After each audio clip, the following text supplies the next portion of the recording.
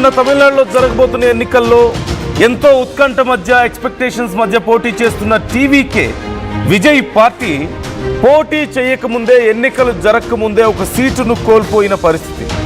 ఎడప్పాడిలో TVK అభ్యర్థి nomination తిరస్కరణకు గురైనట్లుగా తెలుస్తోంది. అభ్యర్థి అరుణ్ కుమార్ నామినేషన్ని ఈసీ తిరస్కరించింది. సరైన ప్రతిపాదకులు లేకపోవడం, అంటే అతనికి సపోర్ట్గా సంతకాలు పెట్టేవాళ్ళు లేకపోవడంతో ఈ నామినేషన్లో తప్పులు ఉన్నాయంటూ రిజెక్ట్ చేసినట్లుగా తెలుస్తుంది. ఈసీ నిబంధనల ప్రకారం ప్రతి అభ్యర్థికి 10 మంది ప్రతిపాదకుల సంతకాలు అవసరం. అరుణ్ నామినేషన్లో 8 మంది సంతకాలు ఉండడంతో నామినేషన్ రద్దయింది. అరుణ్తో పాటుగా డమ్మీ నామినేషన్ను కూడా ఒకటి రద్దు చేసినట్లుగా తెలుస్తోంది ఈసీ. డమ్మీ అభ్యర్థి నిత్య నామినేషన్లో 7 సంతకాలే ఉండడంతో తిరస్కరణకు గురైనట్లుగా తెలుస్తోంది.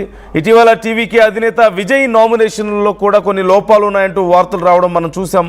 పెరంబూరు, తిరుచి ఈస్ట్లో విజయ్ నామినేషన్ వేశారు. అక్కడి నుంచి పోటీ చేస్తున్నారు. 2 చోట్ల నుంచి ఏప్రిల్ 23న తమిళనాడులో ఎన్నికలు జరగబోతున్నాయి. మే 4న ఫలితాలు రాబోతున్నాయి. ఈ నేపథ్యంలో ఇప్పటికే ప్రచారంతో హోరెత్తిస్తున్నాయి అన్ని పార్టీలు, ముఖ్యంగా ప్రధాన పార్టీలు డిఎంకే, అన్నా డిఎంకే, బీజేపీ, కాంగ్రెస్, పిఎంకే, ఇటు టీవీకే. ఈ పార్టీలన్నీ కూడా ప్రచారంతో హోరెత్తిస్తున్నటువంటి పరిస్థితి కనపడుతుంది. ప్రధానంగా ఆయా పార్టీలు ఎక్కడెక్కడ పోటీ చేస్తాయి, ఎన్ని సీట్లు పోటీ చేస్తారో అనే దానికి సంబంధించి కూడా ఇప్పటికే ఒక ప్రకటన రిలీజ్ చేశారు. అయితే టీవీకే చాలా క్లియర్గా చెప్పింది 234 స్థానాల్లో పోటీ చేయబోతున్నాం మేము క్లియర్గా అని. ఈ నేపథ్యంలో ఇప్పటికే ఒక స్థానాల్లో వాళ్ళు నష్టపోవాల్సిన పరిస్థితి, తిరస్కరించింది ఈసీ ఒక అభ్యర్థి నామినేషన్ని.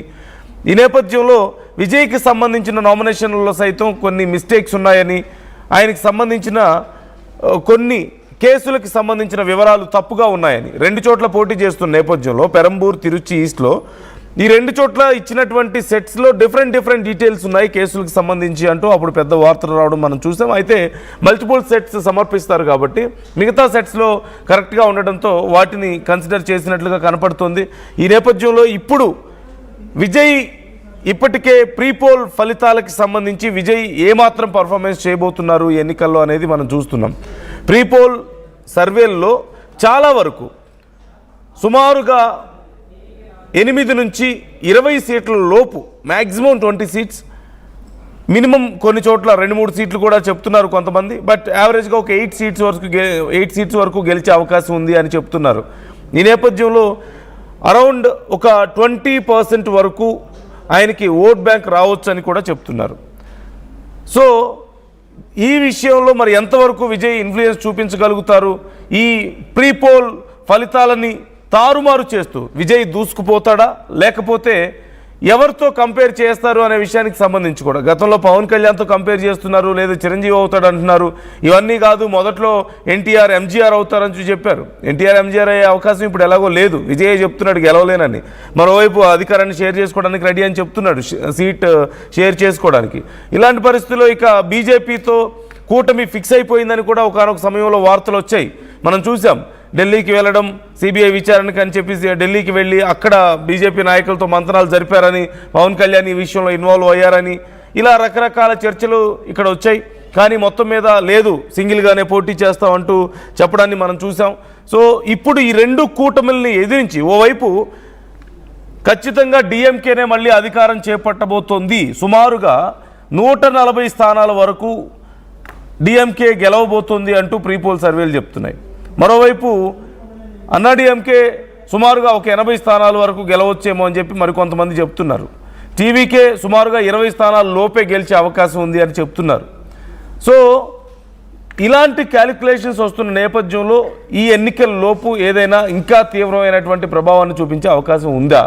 ఏదైనా ఫలితాలని మార్పు చేయగలిగేంత స్ట్రాటజీస్ ఏమైనా ఉన్నాయంటే ఖచ్చితంగా లేవని చెప్పాలి. ఇప్పటికీ ఉండాల్సిన అస్త్రాలన్నీ టీవీకే ఉపయోగించిందని చెప్పొచ్చు.